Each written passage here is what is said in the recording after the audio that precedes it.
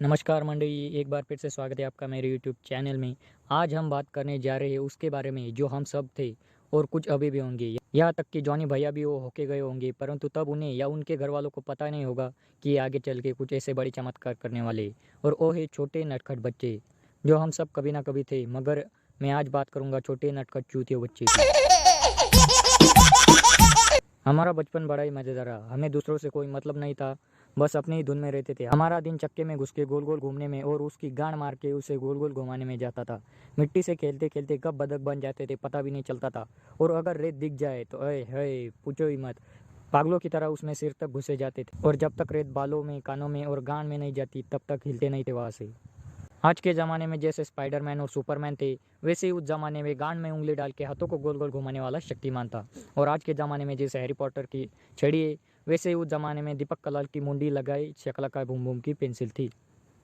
तब गोटियों का खेल कंचे राष्ट्रीय स्तर पर खेले जाते थे, और आज के बच्चों को तो अपनी गोटियों के अलावा कुछ मालूम भी नहीं। और वो भी किसी ने जैसे निचोड़ ली हो। और लगता है अब के बच्चों का दिमाग लगता है जैसे गांड में फिट हो, और उनके गांड में एक भयानक सा कीड़ा रेंगता रहता है जो उन्हें कभी भी कमांड देता रहता है।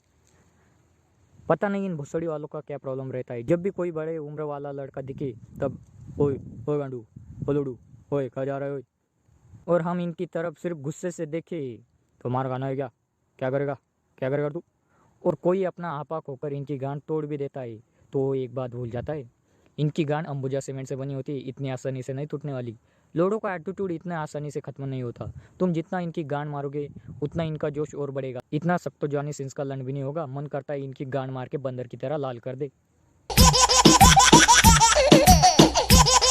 हमारे ज़माने में फ़ोन एक विलुप्त जानवर था कि किसी भी बच्चे का और उसका कोई भी संबंध नहीं था। पर तब कोई नोकिया का भी फ़ोन लेके चलता था तो सब ऐसे देखते थे कि जैसे आईफोन लेके चल रहा हो। और हम लोगों को तो बस मेले में मिलने वाला एक फ़ोन ही पता था जिसकी कीमत कितनी होगी। सिर्फ 30 रुपए। जी हाँ, सिर्फ 30 रुपये। और उसमें धूम मचाले और चल छैया छैया कुछ इस तरह के गाने बजते थे। और उन गानों को सुनकर ऐसा लगता था कि जैसे वो भोजपुरी वर्जन में गाए गए हो। और तब ओरिजिनल गाने सुनने के लिए रेडियो था, और गानों के लाइरिक्स ना पता हो तो लोग गानों के लाइरिक्स के माच होते हुए बड़ी प्यार से गुनगुनाते थे। और टीवी तो कुछ घरों में ही रहता था जहाँ सारा गांव गांड फुला कर बैठता था। और आज के ज़माने में अगर तुम कई अपने रिश्तेदारों के यहाँ गए तो वहाँ कोई बच्चा हो तो आप कई लोगों के साथ ऐसा हुआ होगा कि वो बच्चा आपके पास आए और आप फ़ोन खेल रहे हो तो आपको टेक्नोलॉजी का ज्ञान छू दे, जैसे कि आप पहली बार फ़ोन खेल रहे हो। ये भोसड़ी वाले जैसे मार्क जुकरबर्ग और बिल गेट्स की औलाद हो। अगर आप कोई गेम खेल रहे हो तो ये आपको गेम खेलना सिखाएंगे। आप पबजी में कितने भी बड़े प्रो प्लेयर हो, मगर आप इन डायनामो की झाटों के आगे कुछ भी नहीं। इनके गांड का कीड़ा इतने में शांत नहीं बैठता, आपको हर समय में पूछते रहेंगे तुम्हारे फ़ोन में ये क्या, वो ये क्या, पूछते रहेंगे। अगर आपने जवाब नहीं दिया तो उनका रिएक्शन कुछ इस प्रकार का होता है, कुछ काम का नहीं तेरा फ़ोन, हमारे फ़ोन में तो ये है, हमारे फ़ोन में तो वो ये लौड़ा ये लस्सा नहीं। तो भोसड़ी के जाना अपने फ़ोन की गांड मार, मुझे क्यों सता रहा है। इनका मकसद एक ही होता है कि आप तनाव में आके इनके हाथ में फ़ोन दे दे और इनसे कहे ये लो बताओ ये कैसे करते हैं। और इनको भी यही चाहिए होता है। एक बात याद रखना, कभी भी इनके जाल में मत फंसना। लगता है आजकल जैसे बच्चे आईफोन लेके पैदा होते हैं। किस देश के पास कौन सा सीक्रेट वेपन गुप्त हथियार है ये उसी को ही पता होता है। ये कोई नहीं बता सकता। मगर मैं आज आप लोगों को एक सीक्रेट वेपन के बारे में बताऊंगा, शायद ही आप इसके बारे में जानते होंगे। इसका अगर आपके खिलाफ इस्तेमाल हो गया तो आपके गांड में भयानक विस्फोट होने की शक्यता है। चाहे आपकी गलती हो या ना हो, वो हथियार कोई आर्मी नहीं छोटे बच्चे चलाते हैं।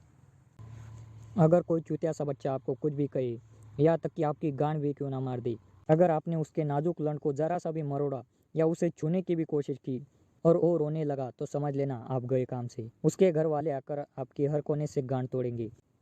आप अपने बेकसूर होने का सबूत पेश करेंगे तो आपकी हर अप्रूवल और एविडेंस को ठुकराया जाएगा। उनके नज़र में आप किसी आतंकवादी से कम नहीं होंगे। तब आप भयानक किसी सिचुएशन में घुट घुट के जी रहे होंगे।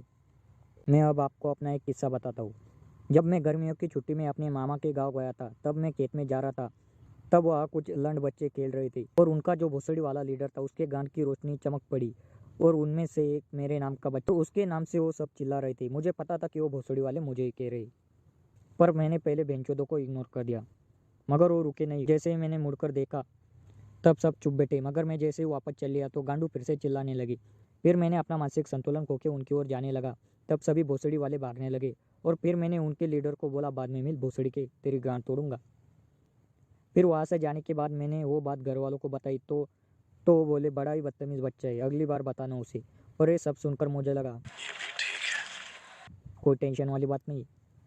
और मुझे पता था कि वो मेरे मामा के बच्चों के साथ खेलने ज़रूर आएगा, और वो दिन आ ही गया। एक दिन वो मेरे मामा के बच्चों को खेलने के लिए बुलाने आया, और जैसे ही मैंने उसकी आवाज़ सुनी तब मैं चुप गया और मौका देखकर उसको वही पकड़ लिया। और जैसे ही मैंने उस लोड़े का सिर्फ हाथ ही पकड़ लिया तो भोसड़ी का रोना शुरू कर दिया, जैसे कि मैंने उसकी गान ही मार दी हो, जैसे कि मैं उसकी जान ही ले रहा हूँ। उसका ये रोना देखकर सभी घर वाले मेरे खिलाफ हो गए। मुझे बोलने लगे, अरे ये क्या कर दिया, वो तो छोटा है, तुम्हें तो समझ में आना चाहिए, तुम तो बड़े हो। और वही यार मेरे लोड़े लग गए। हमारी दुनिया में हर किसी को न्याय मिलने के लिए एक अदालत मौजूद है, और हमारे देश में कोर्ट है जहाँ हर किसी को न्याय मिलता है और दोषी को सजा। और वहाँ न्याय नहीं मिला तो हाई कोर्ट है, और वहाँ भी जुगाड़ नहीं हुआ तो सुप्रीम कोर्ट है, और वहाँ का जो फैसला सुनाया जाता है वो अंतिम निर्णय होता है, चाहे निर्णय जिसके भी पक्ष में लगे। और आपको अपनी बात साबित करने के लिए सबूत पेश करने पड़ते हैं, और जिसके सबूत ज़्यादा और ठोस होते हैं केस वो जीत जाता है। पर बच्चों का जो कोर्ट है वो डायरेक्ट सुप्रीम कोर्ट होता है, वहाँ केस आपके खिलाफ ही होगी, वो बच्चे या बड़े लोग डालेंगे, और उसके जो जज होते हैं वो उसके घर वाले ही होते हैं। आप अपने बेकसूर होने का सबूत पेश करेंगे, उनका ही कोर्ट और उनकी केस, और भोसड़ी वाले फैसला भी उनका माँ की आँख। आपको लड़ भर भी न्याय नहीं मिलने वाला, सारे सबूत आपके खिलाफ ही रहेंगे। और जैसे कि मैंने आपको पहले भी बताया कि आप इनके सामने अपनी गांड कितनी भी रगड़ लो, अगर कोई चूतिया बच्चा या माँ चूतिया बच्चा आपको गांडू कहे तो आप उसकी गांड मारना ही पसंद करेंगे। मगर वो लड़धारी शत्रुमुर्ग जरा सा भी चिल्लाया तो आप अपनी गांड मारवाने के लिए तैयार रहिए। वैसे ही उसके घर वाले आपको बोलना और ज्ञान चोदना शुरू करेंगे, अरे हमारे बच्चे ने क्या किया, वो तो छोटा है अभी, तुम्हें तो समझ में आना चाहिए। हाँ मुझे पता है आपका बच्चा छोटा है, मगर उसके जो लंड कारनामे हैं वो बहुत बड़े हैं। और भोसड़ी के आप अपने बच्चों को ऐसे शरीफ बताते हैं कि जैसे वो श्रवण कुमार हो, और भोसड़ी के हम तो असुरों की पैदाइश है ना, जो हमारे गांड में कीड़ा है इनकी नांद लगने का।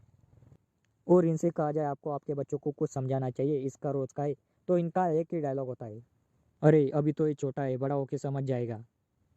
मौसी जी गान, मुझे समझ नहीं आता है क्या स्वामी विवेकानंद की औलाद है जो बाद में अपने आप ही समझ जाएंगे।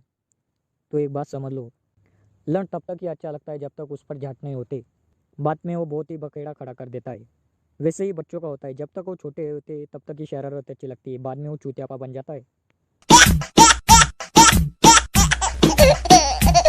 हमारी दुनिया सवाल और जवाबों से भरी पड़ी हुई है, यहाँ तक कि हर चीज़ सवाल और जवाबों से भरी पड़ी हुई है।